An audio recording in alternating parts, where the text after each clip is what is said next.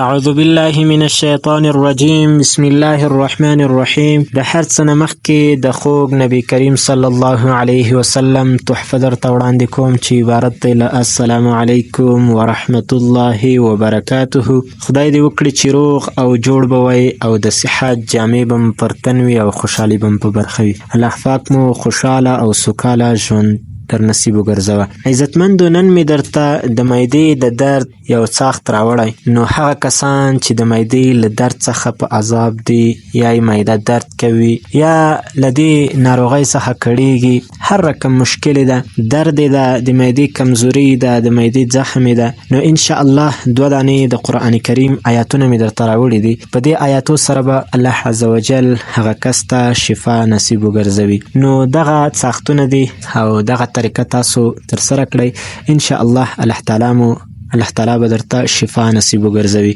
نو ډیر مفید ده.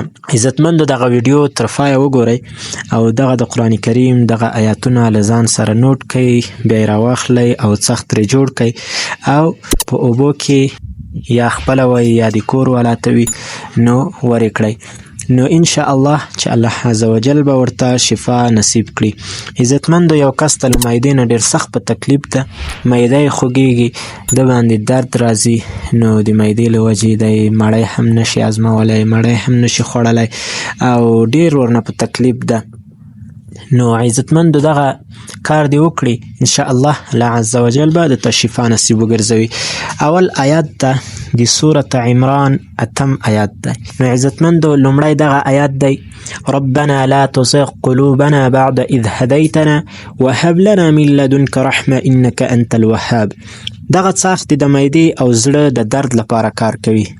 نو یو سړی دا د زړه درد لري او د معدې مرض لري او د ده معده درد کوي، نو دغه آیات د په اوبو کې وڅښل شي یا د په اوبو کې واچوي او خپله دې وڅښي، کور والا وي، نور ملګري انډیوالان وي، دوی ته دې ورکړي، انشاءالله الله عز وجل به شفا ورته نصیب کړي. عزتمندو، د معدې د درد لپاره یو خاص دغه آیات دی. نو که یو څوک د معدې د درد څخه په تکلیف وي، نو دغه آیات شریف دی تعویض کړي او یا د په اوبو کې وڅښي، انشاءالله شفا به یې په برخه شي. نو دا هم د سورة عمران 83 نمبر آیات دی.